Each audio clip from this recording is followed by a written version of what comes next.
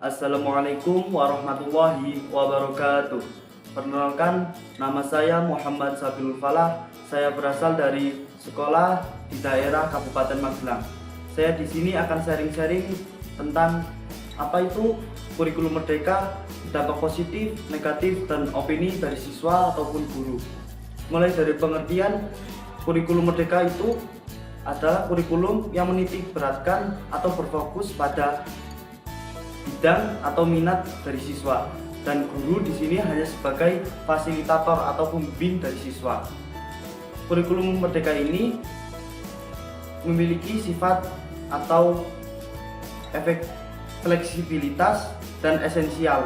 Maksudnya adalah kurikulum merdeka itu memiliki cara ataupun memiliki metode yang sangat disukai atau sangat diminati oleh murid.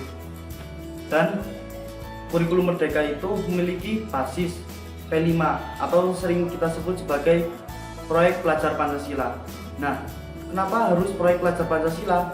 Karena proyek pelajar Pancasila itu berfokus kepada ketuhanan yang Maha Esa dan kekompakan atau biasa kita sebut dengan kerja secara profesional.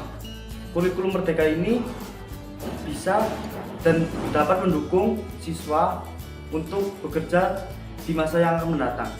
Dan jika kita melihat di tingkat SMA ataupun sekolah menengah ke atas, kelas 10 itu adalah pencarian jati diri atau biasa kita sebut sebagai pencarian minat dan bakat siswa.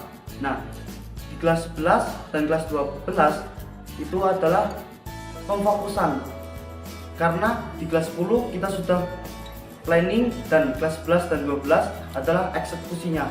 Jadi siswa memiliki pemandangan bahwa saya di kelas 11 akan seperti ini, dan jika sudah lulus ataupun pencarian pekerjaan, mereka sudah bisa dan tidak akan bingung untuk mencari pekerjaannya. Oke, kita masuk ke pembahasan yang pertama. Tadi kita sudah menjelaskan tentang apa itu kurikulum merdeka, dan sekarang kita masuk ke dampak negatifnya. Dampak negatif dari kurikulum merdeka itu sangatlah banyak, mulai dari ketergantungan sumber daya dan fasilitas. Mulai dari yang pertama, ketidaksiapan. Karena kita sudah terbiasa dengan kurikulum 13 yang sudah berfokus pada nilai-nilai dan ujian. Sedangkan di kurikulum merdeka itu tidak berfokus pada nilai-nilai. Jadi sumber daya guru itu masih bingung dan sangat berat untuk mengganti metode yang dulu sudah diterapkan, mulai dari nilai-nilai terus berubah menjadi ke praktek yang murid itu bakati dan minati. Nah, yang kedua adalah administrasi. Administrasi itu sangat berat di kurikulum merdeka, dikarenakan kebanyakan praktek dan minatnya itu biasanya membutuhkan alat atau fasilitas yang besar ataupun yang memunting, itu harus memiliki administrasi atau pembayaran yang besar. Contohnya seperti kita akan praktek kimia. Nah, orang tua akan membayar dengan lumayan banyak dikarenakan anaknya ini suka dengan praktek kimia. Nah, dan praktek kimia itu memiliki atau mempunyai cara yang harus membanyakkan tenaga dan pikiran serta uang. Nah, uang di sini orang tua sangat bingung dikarenakan biasanya hanya 150 per bulan dan 200 per bulan, jadi meningkat 400.000 atau 500.000 per bulan. Nah, itu sangat berat, tapi keuntungannya itu juga ada bagi siswa dan muridnya. Yang ketiga adalah ketidaksanggupan fasilitas yang ada di sekolah. Nah, kenapa saya masukkan ke poin ketiga? Dikarenakan ini berfokus kepada fasilitas yang ada di sekolah. Jadi ini bukan masalah siswa ataupun orang tua. Walaupun orang tua itu sanggup dan murid itu memiliki bakat, tapi kalau fasilitasnya tidak ada, kita sebagai siswa juga bingung harus memilih apa. Sedangkan kita bakatnya dalam praktek IPA mungkin, yang kimia ataupun fisika ataupun biologi. Nah, sedangkan laboratorium saja kita tidak memiliki, sekolah tidak memiliki. Nah, sekarang tanggung jawabnya guru-guru dan pemerintah jika sekolahnya negeri. Tapi jika swasta akan lebih berat, dikarenakan tidak mungkin membuat laboratorium dalam jangka waktu pendek. Karena sekolah swasta itu hanya bisa bergantung pada pemodalan siswa dan kenaikan gaji ataupun bos yang diterima. Kalau sekolah negeri itu mungkin bisa 1 tahun 2 tahun memiliki laboratorium yang kecil tapi bisa dipakai untuk beberapa siswa mungkin. Nah, jadi masalah yang ketiga ini cukup lumayan sulit untuk zaman sekarang, dikarenakan pemerataan yang tidak sesuai dan tidak mungkin bisa rata, dikarenakan kita memiliki mobilitas yang sangat tidak relevan. Sekarang kita masuk ke poin yang kedua, yaitu dampak positif dari kurikulum merdeka. Saya akan membagi menjadi 3 poin. Yang pertama adalah penguatan karakter, yaitu P5. Yang kedua adalah keterlibatan atau komunikasi antara murid dan guru. Yang ketiga adalah persiapan untuk masa mendatang. Yang pertama adalah penguatan profil atau karakter, yang kita sebut biasa P5, profil penguat pelajar Pancasila. Nah, karakter seorang siswa di dalam kurikulum merdeka itu akan lebih dilibatkan karena banyak sosialisasi antara murid dan murid-murid yang lain. Jadi jika dalam dunia kerja itu harus melibatkan sosialisasi yang sering. Nah, karakter P5 ini bisa membuat seorang siswa menjadi lebih percaya diri dalam bersosialisasi. Maka dari itu, profil penguat pelajar Pancasila ini atau biasa kita sebut P5 itu sangatlah penting dalam kurikulum merdeka. Nah, ini bisa menjadi poin penting atau pertimbangan bagi para pemerintah, dikarenakan penguatan profil pelajar Pancasila ini sangatlah dibutuhkan dalam dunia kerja.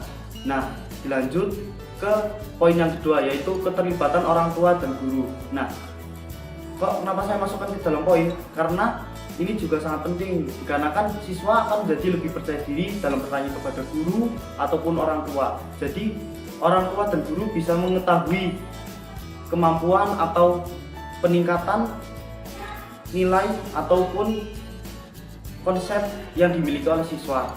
Jadi besar kemungkinan siswa akan bisa dilihat atau ditinjau oleh orang tua dan guru. Jadi orang tua bisa tahu nih, ternyata anak saya sudah memiliki kemampuan yang lebih daripada yang dulu. Dikarenakan kalau kurikulum 13 itu hanya berfokus pada nilai. Nah, jadi orang tua tidak bisa tahu ini anak nilainya bagus itu karena nyontek atau emang benar-benar dari dirinya sendiri. Jadi kalau kurikulum merdeka itu, nih anak kok jadi bagus, terus guru bisa memberitahukan kepada orang tuanya bahwa anaknya itu sudah memiliki peningkatan yang bagus dari yang dulu-dulu nih.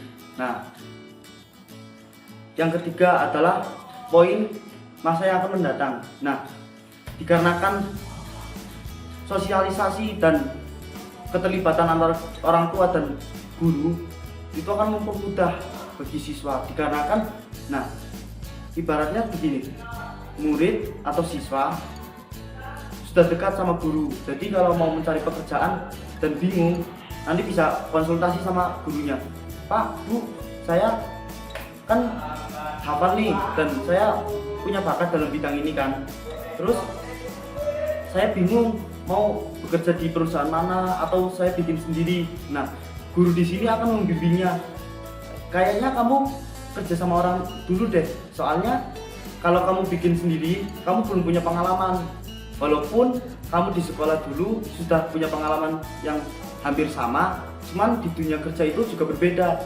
Maka dari itu kamu bekerja dulu sama orang, terus kamu kalau sudah merasa lebih baik, mungkin kamu bisa konsultasi sama bosnya atau sama guru-guru yang lain. Nah,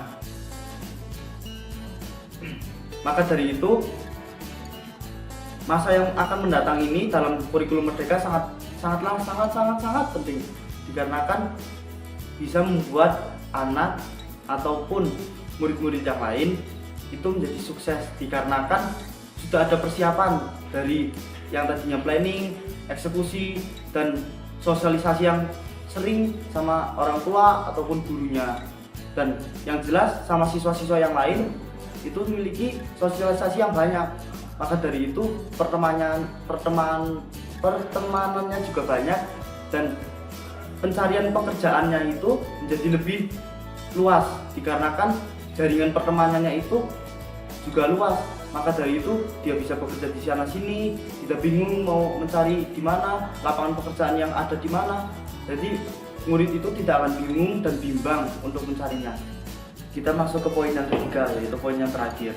Kita akan mengambil opini dari pakar-pakar yang lain. Mulai dari yang pertama, yaitu opini dari sang pencetus kurikulum Merdeka, yaitu Nadiem Makarim. Menurut beliau, kurikulum Merdeka ini sangatlah relevan, dikarenakan memiliki tujuan yaitu kreativitas dan inovasi. Kenapa kreativitas dan inovasi menurut beliau? Dikarenakan kurikulum Merdeka itu mengedepankan kebebasan siswa untuk berkreasi dan berinovasi. Nah, yang kedua adalah menurut pendapat dari Profesor Dr. Suyanto MPD. Menurut beliau, kurikulum Merdeka ini sangatlah baik, dikarenakan proyek pelajar Pancasila ini membuat murid lebih dekat dengan guru dan orang tua, disebabkan sosialisasi yang sering, tanya jawab yang banyak, dan lain-lain. Nah, yang terakhir adalah menurut pendapat dari Dr. Sudirman MPD. Menurut beliau, kurikulum Merdeka ini sangatlah fair, dikarenakan kurikulum Merdeka ini membuat siswa dapat memecahkan masalah baru atau pemecahan masalah yang nyata, disebabkan siswa lebih banyak berinteraksi dengan dunia nyata dibandingkan hanya dengan materi ataupun hanya di depan lembaran kertas saja. Sekian dari saya. Jika ada kesalahan ataupun kata-kata yang salah dan sumber-sumber yang kurang benar, mohon dikoreksi kembali. Wassalamualaikum warahmatullahi wabarakatuh.